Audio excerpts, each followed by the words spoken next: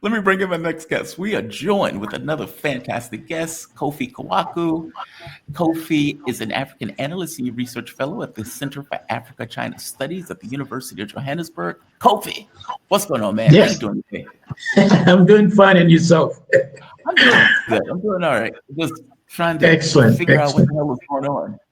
Um, I wanted to bring you back on because, when Ibrahim Traore went to Moscow, he received a hero's welcome. And I mean, a hero's welcome. And there was so much that I didn't know about him. A, he speaks Russian. B, apparently he was a scientist. Putin gives him this kind of glowing conversation. And there was even a video where he was talking about when he was a kid, he was listening to French on the radio, like French channels. And he was like, God, man, this was just straight propaganda that was not to the best interest of the Africans in the country that was listening to this nonsense. I read that they were getting uranium for 80 cents on, let's say, a pound or kilogram, whatever the measurement is. And France was selling it for 200 of whatever that measurement was. That is astonishing. And the quote unquote democratic governments were allowing that to take place for years. Yeah, that was in Niger with the old guards who said they were elected democratically, and when President Chani came in and just ousted them, they found all these things out. It's just unbelievable. Outrageous.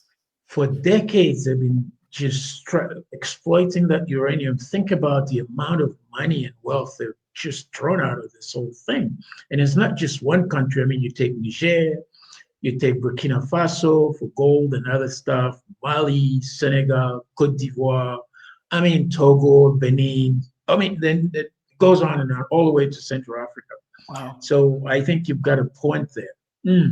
Just But wow. I know you wanted to touch a bit on Traore himself. And I did, because I was super interested in this. For one, I didn't know that Burkina Faso had tens of thousands of troops that served in World War II. That's mm, new to me. I didn't know that. Putin kind of mentioned that when he was having yeah, a conversation with him.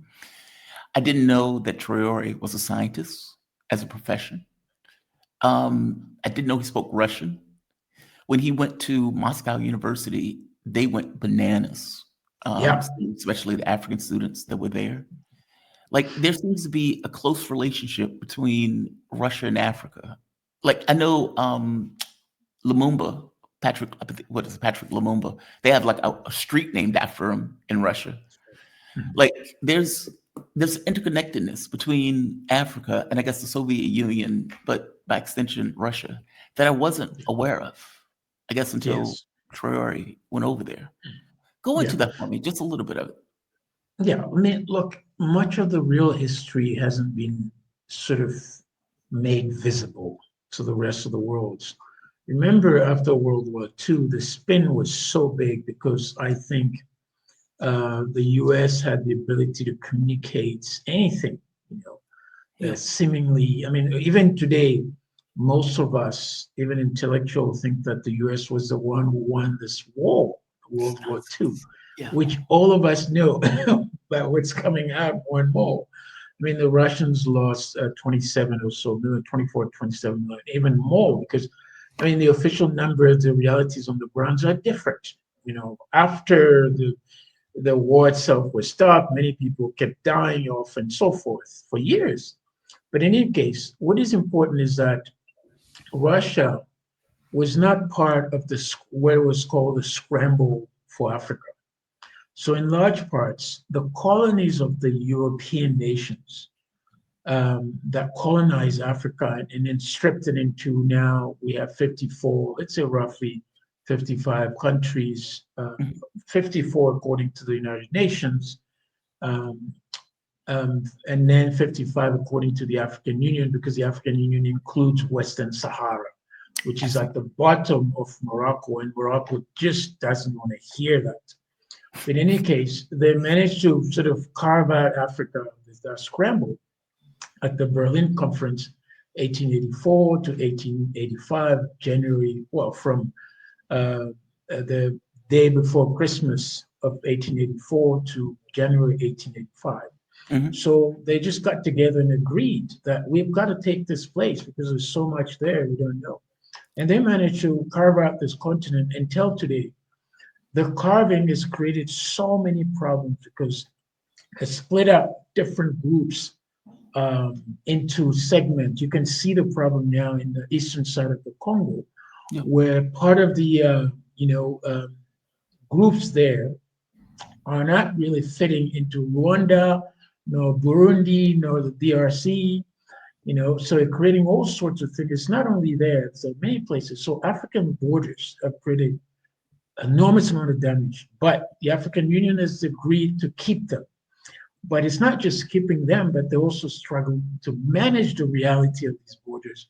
And one way to come about to try to figure out find a solution is to talk about one Africa, borderless Africa. I'm sure you've heard about this, I have not. and it came way back from Kwame Nkrumah of Ghana, way back in the 60s, early 60s, saying one Africa, one army, one bank, and then one currency backed by gold, because Africa has got a lot of gold.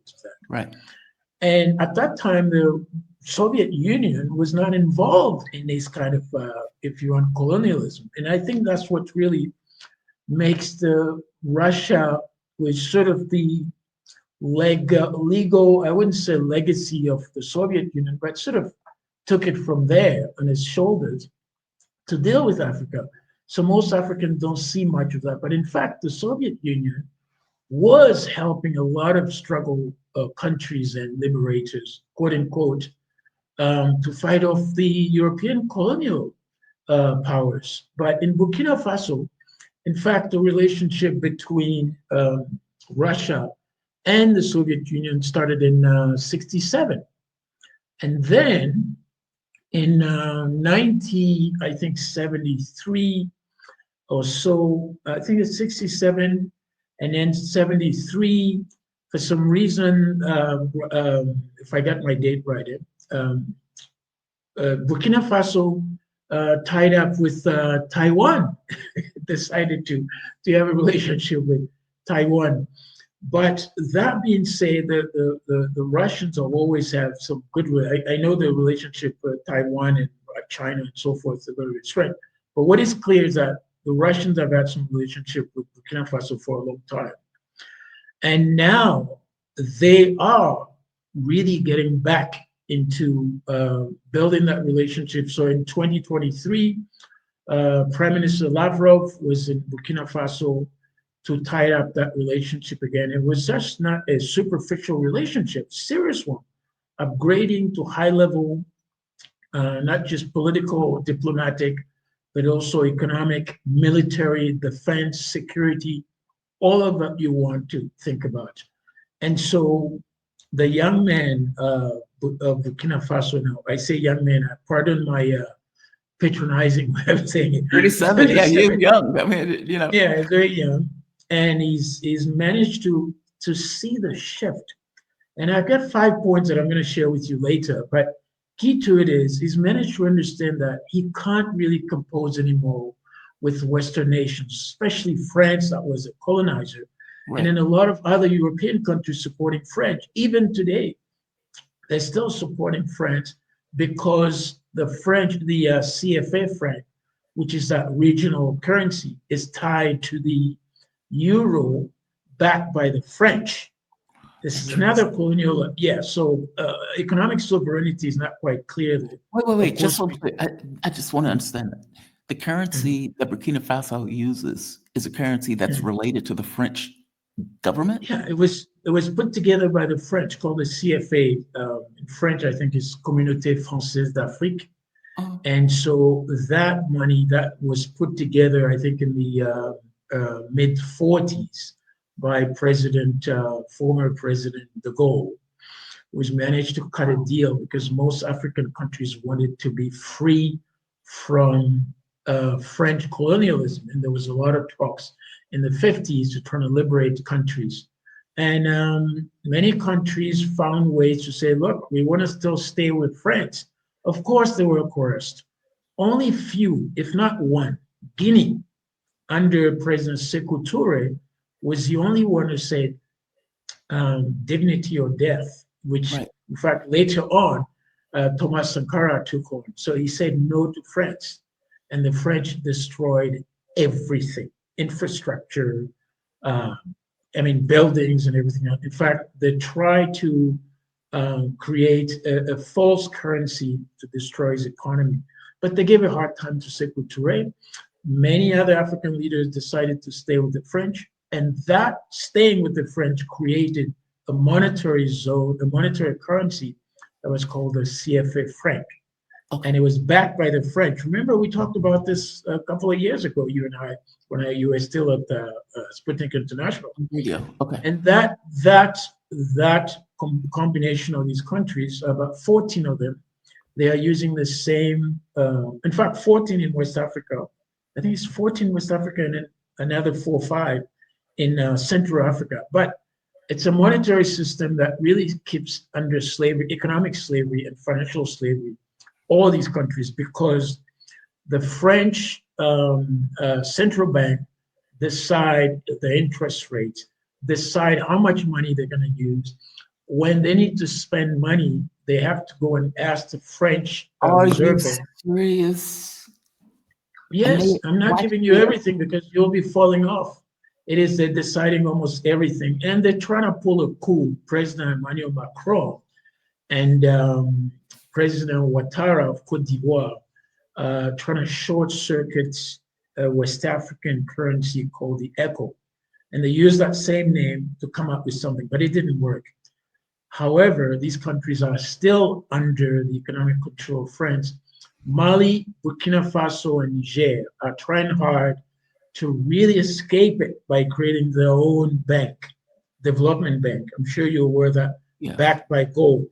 And Right. I think that's one of the reasons these 3 countries are still very involved in producing gold, because they want their money not to be a fiat currency, but to be backed by gold in the long run. And at that point, if they can have financial sovereignty, and we all know the principle, any free country must have a Yes. control on its own country, Yes. Right. its own currency. If you don't have that, you have no freedom. You're still an economic slave. Yeah. And I think that is the point. But to close in onto your key point, is that I think the 3 presidents of these 3 countries, Mali, Burkina Faso, and Niger, understand that, especially the young man of Burkina Faso, President Ibrahim Traore, and the invitation by President Putin to have him attend the May 19th victory celebration is enormous. I'll come down to that later, but there are 5 key points that are important. The 5 key points, the first one literally is the idea that that victory day is very symbolic, not just and sacred to the Russians, as well as also, if you want, very strategic. So inviting President Traore was about more than a ceremony. It was about sending a message to the rest of the world that we are now associating with other people. So the meaning was very profound. Also for Global South leaders were there, about 20 of them were there, we understand. And so this is the first one.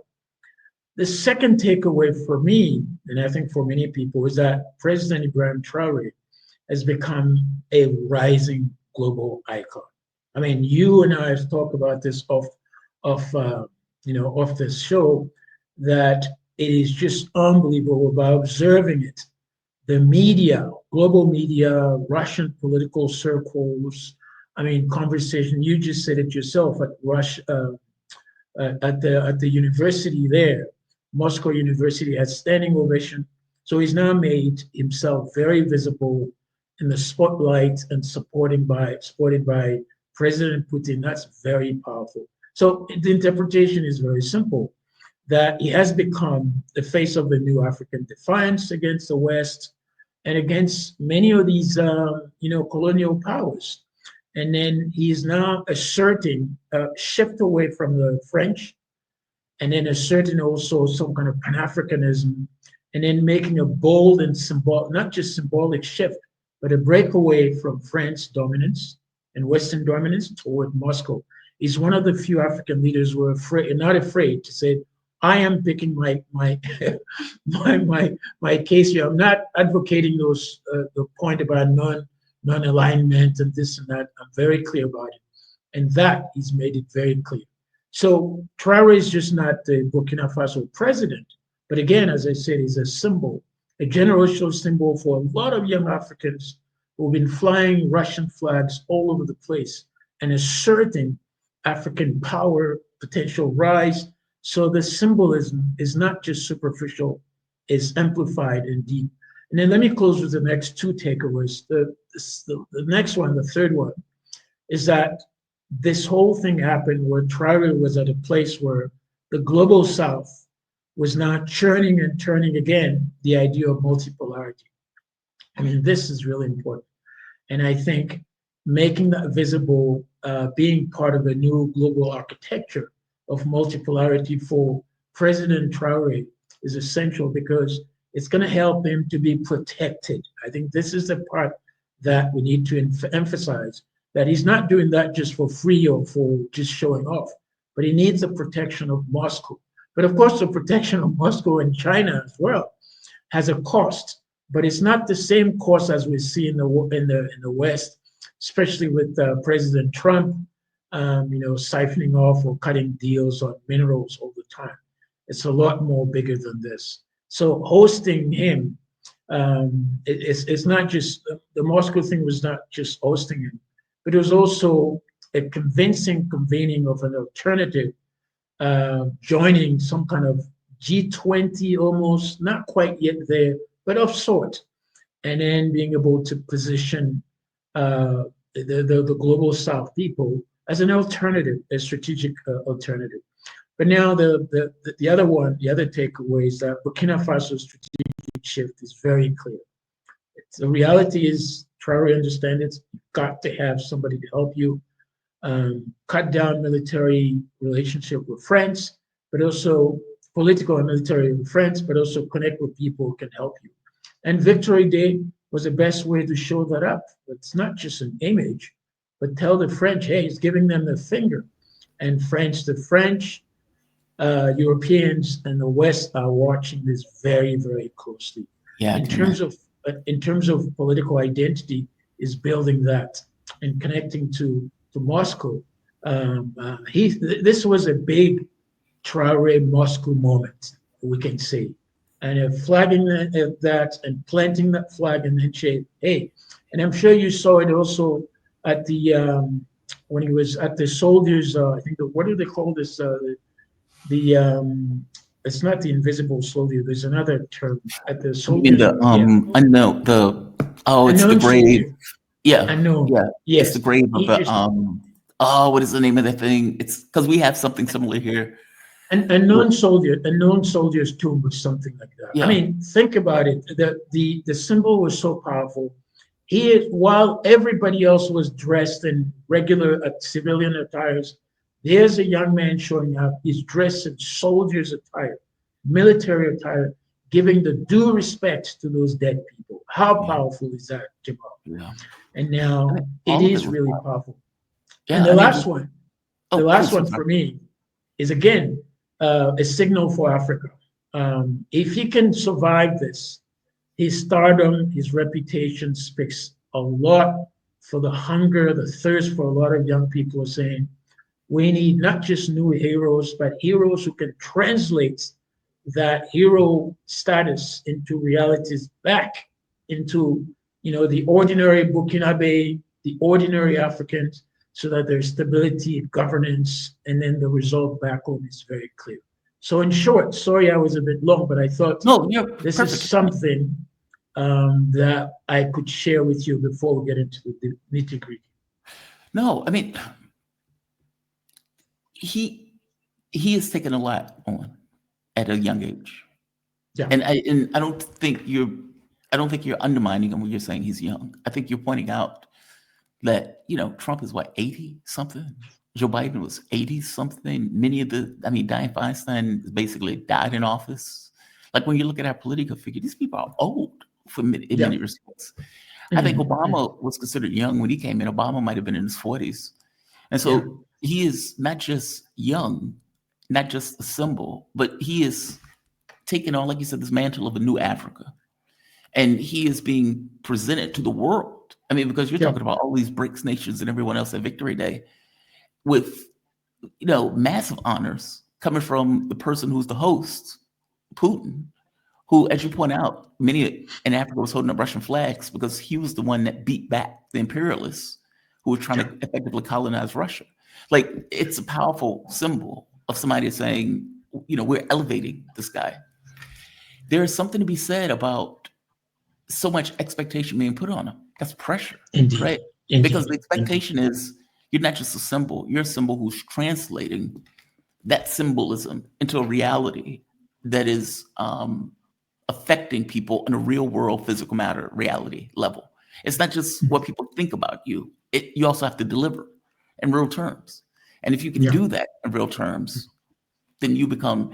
There's this line from Cannabis, one of my favorite rap artists. Yeah. He says, if they can't stop you, you become something else. Which is legend. Like, meaning with all of the opposition that's basically put against them. I mean, people are trying to take his life, for God's sake. And they're trying to take his life because of what he is. And in fact, that's what you're saying, it's really become the symbol of what it is supposed to be, especially in Africa, where most leaders are not really representing their own people. They can't convert their status as president and so forth into the realities and change the well-being of people. And he's a symbol of, somebody says, when courage meets vision, but also meets it in practice and simplicity for itself. But of course, he has to diversify, his strategic alliances with many of these new partners, and he's going to do it with Russia. China is President Xi is watching him very closely as well. Turkey is also there. Of course, Iran, and even North Korea. They're also looking at sending people there for his security, which is really important. Wow. But one of the things most of us are worried about, extensive visibility, is one of my favorite motto is visibility leads to vulnerability. Yes. Let me say it again. Visibility leads to vulnerability. So he has to be very careful, because these guys out there are after him, especially Western-backed, disgruntled people, terrorists, or all kinds of groups. But so far, he's managed, after 2 years, to become an incredible symbol. This is no feat, Jamal. And people will do anything to support him. And I think when General Michael Langley of AFRICOM made this comment in Congress, people just woke up and they say, you're not going to be killing this guy or getting rid of him. The whole went right down the street. 2 days later on the weekend, all around the world, there was huge support. I mean, we haven't seen that for any African leader in this modern time. Wow. That is, my audience had been asking about him, and they were pointing out, like, hey, he needs support. The people are trying to go after him. They're trying to effectively destroy, because that's the other catch, right? If you can destroy him on some level, then the next person who may take that spot may think twice, which is kind of the point, right? Indeed, that's the point they're trying to make, trying to discourage other people and then stifle the emerging, freedom elements within the youth, within anybody else. But this time they might struggle a bit, but you can't really sleep on those things with these people. They always have the infiltration, all sorts of people. But we're hoping that he's going to last, and he's going to change the nature of the relationship between leaders and the people in Africa. And I was telling a good friend of mine many months ago, I said, many years in fact, that this wave coming from the Sahel is blowing hard down south all the way to South Africa. Yeah. So leaders better be careful and make sure they do things right. Kofi, man, thank you for this. I really wanted a background of this, which is why I put you on. I wanted more information, especially after learning some of the stuff about him. I was just fascinated by it. He is extremely interesting, and Lord knows, I hope I hope the symbolism translates into reality, and I hope it stays in that way. And as you say, blows south, right, to the rest of Africa.